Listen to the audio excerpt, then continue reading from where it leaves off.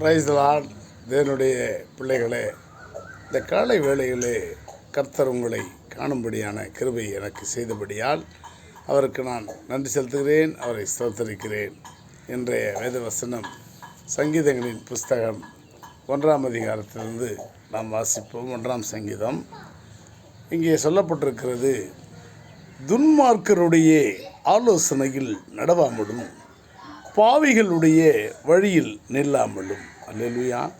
ஒருவன் துன்மார்க்கமாக இருக்கிறான் என்று சொன்னால் அவன் பல பாவங்களையும் பல தீய செயல்களையும் செய்ய வல்லவனாக இருக்கிறான் என்றுதான் பொருள்.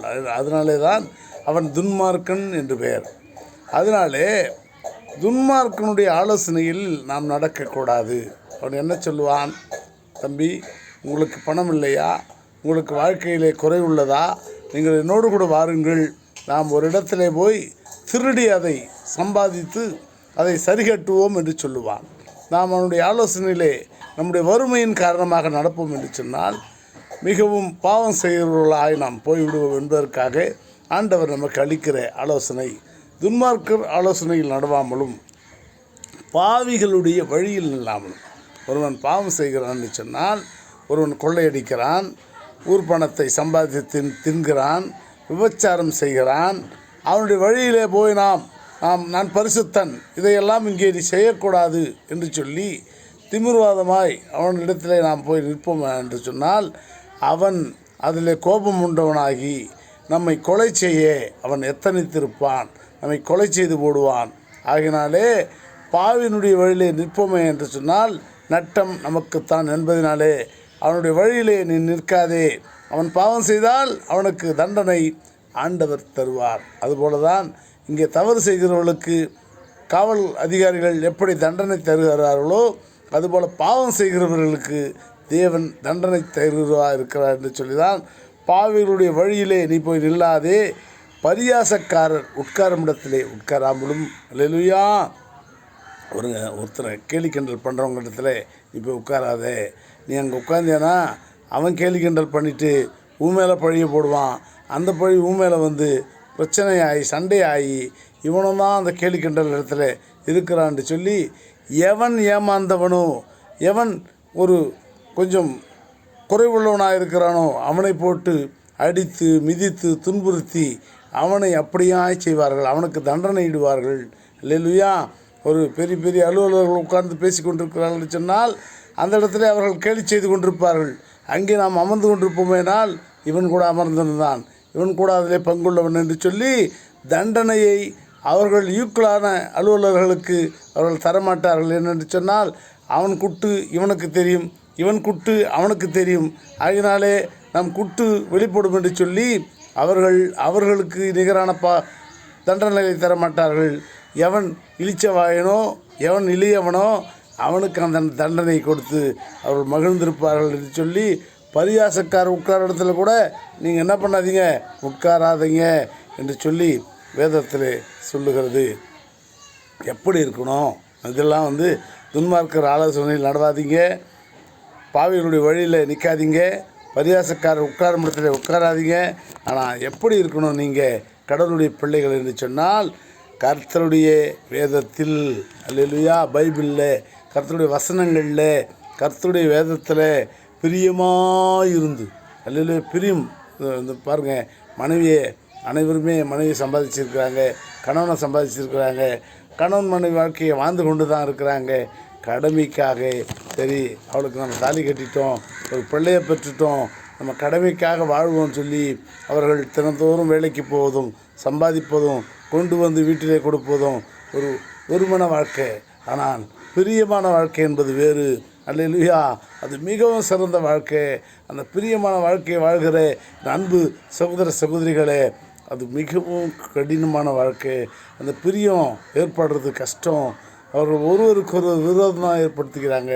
கணவன் மனைவிகள், எங்கள் தாய் தகப்பன் வீட்டுக்கு இது நீங்கள் செய்யலை, என் தாய் தகப்பன் வீட்டுக்கு நீ அதை செய்யலைன்னு சொல்லி, என் தங்கச்சிக்கு நீ இதை செய்யலை, உன் தங்கச்சிக்கு நான் அதை செய்யலைன்னு சொல்லி வாழ்க்கையை வெறுத்து கொண்டு இருக்கிறார்கள் ஜனங்கள். ஆனால் பிரியமான வாழ்க்கை என்பது மிகவும் சந்தோஷமாய் அன்பாய் ஒரு அருமையான கதை கூட சொல்லப்பட்டது.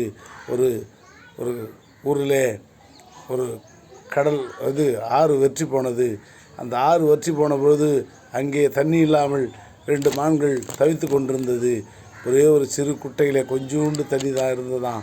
அந்த தண்ணியை போய் ஆண்மானம் பெண்மானம் நம்ம இந்த தண்ணியை குடிச்சிட்டு இறந்து போய்டுவோம் சொல்லி வாய்களை வச்சுட்டு ரொம்ப நேரம் ஆகுதான். அந்த தண்ணி வற்றலையாம்.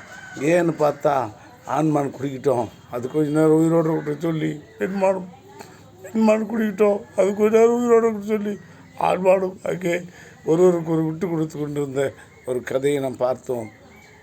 அதனாலே பிரியமானவர்களே, தேவனுடைய பிள்ளைகளே, உங்களுடைய வாழ்க்கையும் பிரியமான வாழ்க்கையாய் ஆண்களும் பெண்களும் இருவருக்கும் சமமாய் உங்களுடைய வாழ்க்கையை நடத்த வேண்டும் என்று நான் இந்த காலை வேளையில் உங்களை கேட்டுக்கொள்கிறேன்.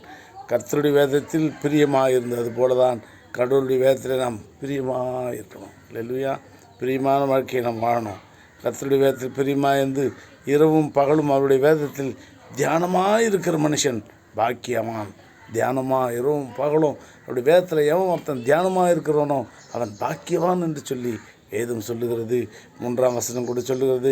அவன் எப்படி இருப்பான்னு சொன்னால், அவன் நீர்க்கால்களின் ஓரமாய் நடப்பட்டு, அல்லேலூயா, நீர்க்கால்கள் ஓரமாய் நடப்பட்ட மரம் செழித்து விளங்கும். அல்லேலூயா. அதுபோல் உடைய வாழ்க்கை ஆண்டவருடைய வேதத்தில் பிரியமாக இருந்தியானா உடைய வாழ்க்கை மிகவும் செழித்து விளங்கும்.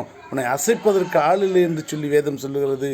அவன் நீர்க்கால்கள் ஓரமாய் நடப்பட்டு தன் காலத்தில் தன்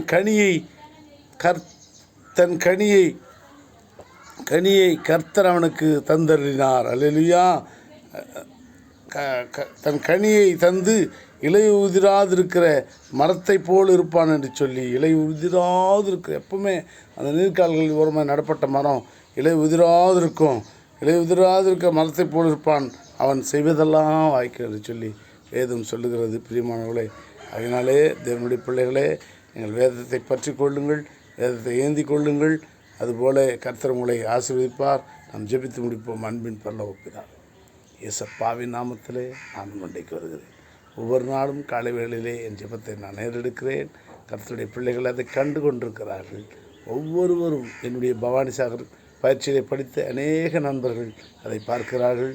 மற்றும் உலகத்திலே என்னோடு கூட சிநேகமாக இருக்கிறவர்கள், என் சொந்தக்காரர்கள், அந்தமானிலிருந்து என்னுடைய சொந்தக்காரர்கள் தினந்தோறும் என் அக்காவும் என் மாமாவும் இதை பார்த்து மகிழ்கிறார்கள்.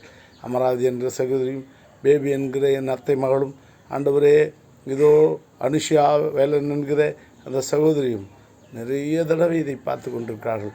ஜெயலட்சுமி அவர்கள் பார்த்து கொண்டே இருப்பார்கள். ஆனால் அவர்கள் எங்கே என்று தெரியும். அவர்களை ஆசீர்வதியும், பலப்படுத்தும், ஒவ்வொருவரையும் ஆசீர்வதி, வியாதிகளை நீக்கும் கர்த்தர் சம ஆசீர்வாதங்களை கொடுத்து சம்பூர்ணத்தினால் நிரப்புகிறார்கள். இயேசு கிறிஸ்து நாமத்தில் ஜெபிக்கிறோம் பிதாவே. ஆமென், ஆமென், ஆமென்.